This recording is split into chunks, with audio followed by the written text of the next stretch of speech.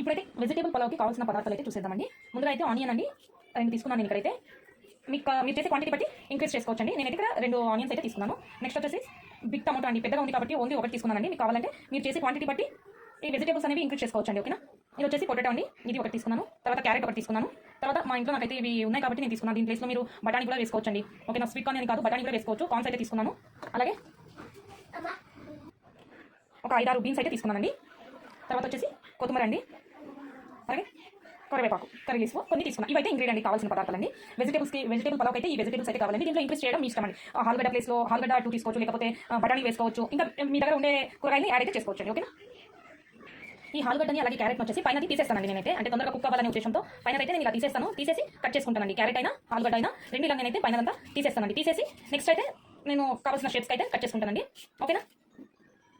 అయితే చూపించారు కదండి. ఇప్పుడు వచ్చేసి సాజీరా అంటే పలావ్కి కావాల్సిన ఇంగ్రీడియంట్ అండి. స్టార్టింగ్ ఆయిల్లో వేయడానికి ఇవి మీ ఆప్షన్ అండి. ఏవేవి కావాలో అవైతే తీసుకోవచ్చు. నా దగ్గర అయితే బిర్యానీ ఆకు అయితే లేదు కాబట్టి నేను అది తీసుకోలేదు. నేను ఇవన్నీ ఐటమే తీసుకున్నాను. సాజీరా పువ్వు, తర్వాత చెక్క, యాలకి, లవంగా తీసుకున్నానండి. నాకైతే ఇంతే కావాలి, అందుకని ఇది ఒకటే వాడుతున్నాను. నా దగ్గర బిర్యానీ ఆకు లేదు కాబట్టి నేను బిర్యానీ అయితే తీసుకోలేదండి. ఇవైతే తక్కువగానే వేసుకుంటే బెటర్ అండి. లేకుంటే ఇదే ఫ్లేవర్ ఎక్కువ వస్తుంది కదా, తర్వాత గొంతులో మండుతుంది అలా అంటారు కాబట్టి ఇదే ఫ్లేవర్ ఎక్కువ డామినేషన్ చేయకూడదు అనేసి నేను 2 తీసుకున్నాను. మీరు మీ చాయిస్ అండి, మీ టేస్ట్ బట్టి మీరు తీసుకోవచ్చు. నేనైతే ఇప్పుడు ఒక గ్లాస్ మీద కొద్ది బియ్యం అయితే తీసుకుంటున్నానండి. ఫస్ట్ అయితే బియ్యం తీసేసుకుని కడిగేసుకుని శుభ్రంగా నానబెట్టుకోవాలండి ఒక 1/2 అవర్. నేనైతే ఇప్పుడు చూపిస్తా చూడండి. ఒక గ్లాస్ బియ్యం తీసుకున్నాను. నెక్స్ట్ మళ్ళీ ఇందులోనే కొద్దిగా క్వాంటిటీ ఎక్కువ అండి. ఓకేనా. ఇంతైతే తీసుకుంటున్నాను. ఒకటి పైన కొద్దిగా అండి. ఓకేనా. ఒకటి పైన కొద్దిగా తీసుకున్నాను, ఎక్కువగా 1.5 కూడా కాదు, కొద్దిగా ఒక పిడికిడి అంతా ఎక్కువ తీసుకున్నాను అంతే అండి. ఇవైతే ఇప్పుడు శుభ్రంగా కడిగేసి ఒక 3 టైమ్స్ అలా వాష్ చేసేసి ఒక 1/2 అవర్ అయితే సోప్ చేసేకైతే వదిలిపెట్టాలండి. ఒక 1/2 అవర్, మినిమం ఒక 1/2 అవర్ అయినా అవి నానితే బియ్యము పుడిగా బాగా వస్తాయండి బిర్యానీ అయితే. ఓకేనా. వాటర్ వేసేసి క్లీన్ చేసుకోవడం అండి. ఫస్ట్ బియ్యం అయితే కడిగేయాలి. నేనైతే వాటర్ వేసేసి బియ్యం అయితే కడిగేసి 3 టైమ్స్ నానబెడతానండి. సోప్ చేయాలి ఒక 1/2 అవర్ అయినా. ఇప్పుడు 3 టైమ్స్ కడిగేసారండి. వాటర్ వేసేసి సోప్ చేసేకైతే వదిలిపెట్టాలి. ఒక 1/2 అవర్ అయినా సోప్ చేయాలండి. నేను ఇక్కడ బాస్మతి బియ్యం అయితే తీసుకోలేదండి, నార్మల్ బియ్యం అయితే తీసుకున్నాను. బాస్మతి బియ్యము ఎక్కువ శాతం మా ఇంట్లో తినాలండి, అందుకని మామూలు రైస్ తీసుకున్నానండి. ఓకేనా. ఇదైతే ఒక 1/2 అవర్ అయితే నానాలండి. నానేసి అంతలోపల మనం వెజిటేబుల్స్ కట్ చేసుకోవడం అని ప్రిపేర్ అయితే చేసేసుకోవాలండి. ఓకే. ఇదైతే ఒక 1/2 అవర్ అయితే నానబెట్టుకోవాలి. అయితే తయారీ విధానం అయితే చూపిస్తానండి. ముందుగా అయితే గ్యాస్ వెలిగించుకోవాలి. వెలిగించేసుకుని కుక్కర్ అయితే పెట్టేసుకోవాలండి. మేము ఇప్పుడు కుక్కర్లో చేసే పలావ్ కాబట్టి కుక్కర్లో అయితే చేసేస్తున్నానండి. ఫాస్ట్ అయిపోతుంది కుక్కర్లో అయితే. ముందుగా అయితే నేను దీంట్లో ఆయిల్ అండ్ నెయ్యి, అంటే నెయ్యి వేస్తున్నాను, ఆయిల్ వేస్తున్నాను, రెండు కలిపి అయితే చేస్తున్నాను. ముందుగా అయితే ఒక స్పూన్ అయితే నెయ్యి వేస్తున్నానండి. ఒక స్పూన్ అయితే ఆయిల్ వేస్తున్నానండి. ఎక్కువగా అవసరం పడదండి. ఒక స్పూన్ నెయ్యి, ఒక స్పూన్ ఆయిల్ వేసాను కదా. ఇప్పుడైతే సాజీరా వేసేయాలండి. ఇలా మసాలా దినుసులండి వేసేయాలి. మసాలా దినుసులండి నేనైతే సాజీరా కొద్దిగా ఎక్కువనే తీసుకున్నాను. ఓకేనా. అన్నీ అయితే యాడ్ చేసేయడం. ఓకేనా. ఇప్పుడైతే దీన్ని కొద్దిగా వేగనివ్వాలండి. మసాలాలు కొద్దిగా వేగాలి. ఇప్పుడైతే మసాలాలు వేగుతున్నాయి కదా. ఇప్పుడు ఇందులో ఫస్ట్ నేనైతే అందరూ ఆనియన్స్ వేస్తారు కదండి, నేనైతే ఆనియన్స్ వేయనండి. ఫస్ట్ వచ్చేసి వెజిటేబుల్స్ వేస్తానండి. అంతకన్నా ముందర అయితే నేను ఇక్కడైతే మీరు బఠానీ ఉంటే బఠానీ తీసుకోవచ్చు. నేనైతే కార్న్స్ తీసుకున్నాను కదండి, కార్న్స్ అయితే వేస్తున్నాను. ఇప్పుడు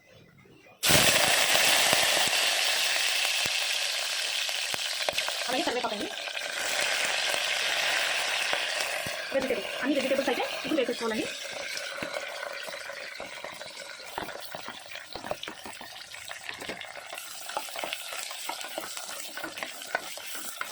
చిన్న మంటలోనే వేగించుకోవాలండి. ఓకేనా. ఒక 2 మినిట్స్ వేగించుకోవాలి. మధ్య మధ్యలో ఒకసారి అయితే కలుపుకోవాలండి. అడుగంటకుండా కలుపుతూ ఉండాలి. కొద్దిగా అయితే కుక్ అవ్వాలండి. ఒక 80% అలాగా. 80% కూడా అవసరం లేదు, ఒక 70% కుక్ అయినాయి అంటే నెక్స్ట్ అయితే మిగతా వెజిటేబుల్స్ అన్ని యాడ్ చేయొచ్చండి.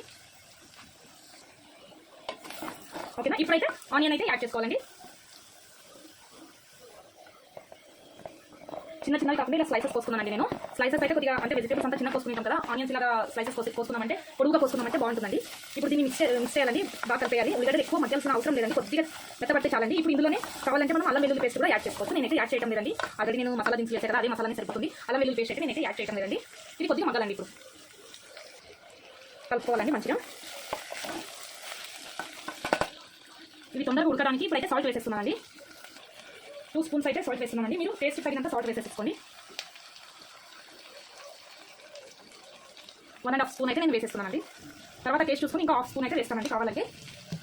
ఇప్పుడైతే ఒకసారి మిక్స్ చేసేసుకోవాలి.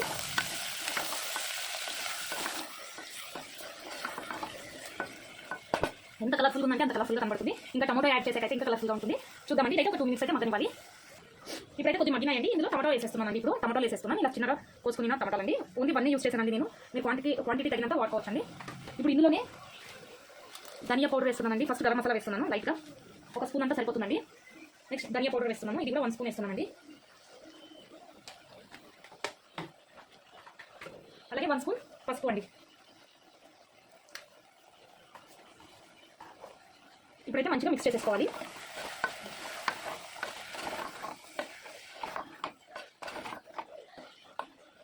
కొద్దిగా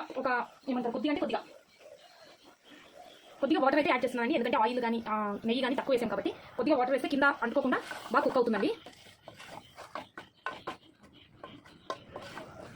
ఓకేనా, ఒక 2 minutes కుక్ అవ్వాలండి. కొద్దిగా మంటని మీడియం ఫ్లేమ్లో పెట్టేయాలండి. ఇంతవరకు సిమ్ పెట్టాం కదా, ఇప్పుడైతే మీడియం ఫ్లేమ్లో అయితే పెట్టేయాలండి. మంటని మీడియం ఫ్లేమ్లో పెట్టేసుకుని ఫ్రై చేసుకోవాలండి. మంచిగా మెత్తపడాలి అన్ని కూరగాయలని. ఓకేనా, ఇది ఇక్కడ మధ్యలో మనం నానబెట్టుకున్న సోప్ చేసుకుని పెట్టుకున్నాం కదండి. నానబెట్టుకున్న బియ్యాన్ని వాటర్ని తీసేసి బియ్యం అయితే రెడీ చేసుకోవాలండి.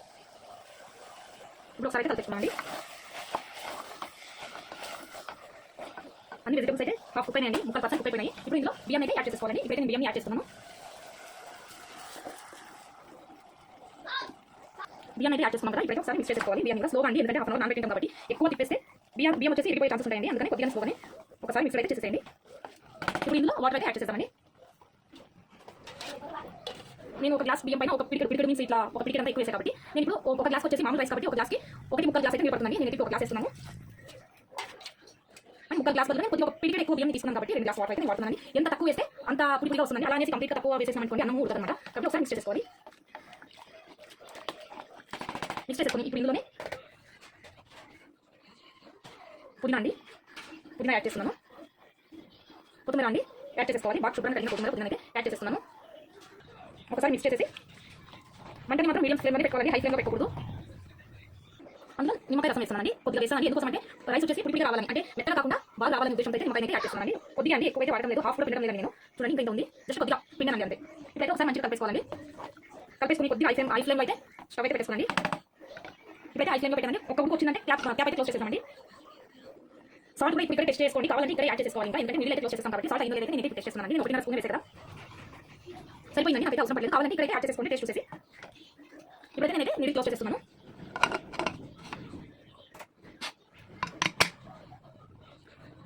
మిడిల్ ఫ్లేమ్లో అయితే పెట్టుకోవాలండి, హై ఫ్లేమ్లో పెట్టకూడదు. పెద్ద ఫ్లేమ్లో పెట్టేసుకున్నామంటే మాడిపోతుందండి కింద. కాబట్టి మిడిల్ ఫ్లేమ్లో పెట్టేసుకుని విజిల్ అయితే అనుకోవాలి. 1 or 2 విజిల్ అండి. మాకైతే 2 విజిల్స్ కావాలండి. 1 విజిల్ అయినా సరిపోతుందండి.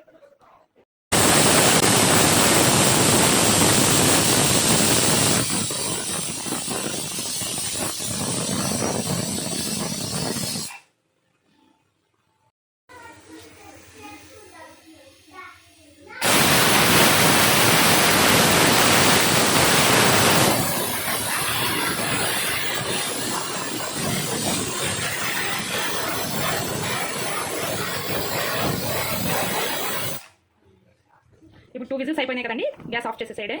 ఒక 2 minutes ఆగేసి విజిల్ పోయాక తీసేసుకోవడమే అండి. ఇప్పుడైతే కంప్లీట్గా ప్రెజర్ పోయిందండి. ఓపెన్ అయితే చేసి చూపిస్తానండి ఎలా ఉందో అనేది. చూడండి ఎంత బాగుందంటే, ఎంత కలర్ఫుల్గా ఉందంటే అంత కలర్ఫుల్గా ఉందండి. ఇప్పుడైతే నేను ప్లేట్లో సర్వ్ చేసేసుకుని మీకైతే చూపిస్తానండి. రైస్ అంతా చూడండి ఎంత పొడిగా వచ్చిందో. నేనైతే ప్లేట్లో సర్వ్ చేసేసుకుని మీకైతే చూపిస్తానండి. ఓకేనా, రైతాతో ఎమ్మి వెజిటేబుల్ పలావ్ అయితే రెడీ అండి. చూడండి ఎంత కలర్ఫుల్ అయితే ఉందో. చాలా అంటే చాలా బాగుంటుంది. టేస్ట్ అయితే ఒకసారి అయితే ట్రై చేసేసి చూసేసేయండి. టేస్ట్ ఎలా ఉందో కామెంట్ బాక్స్లో అయితే కామెంట్ చేసేసేయండి. చాలా టేస్టీగా ఉంటుంది. ఈజీ ప్రాసెస్ అండి, కుక్కర్లో చేయడం కాబట్టి చాలా తొందరగా అయిపోతుంది. ప్రాసెస్ అయితే చాలా టేస్ట్ఫుల్ అయితే ఉంటుంది. ఒకసారి ట్రై చేసేసి కామెంట్ బాక్స్లో అయితే కామెంట్ పెట్టేసేయండి. థ్యాంక్ యూ అండి.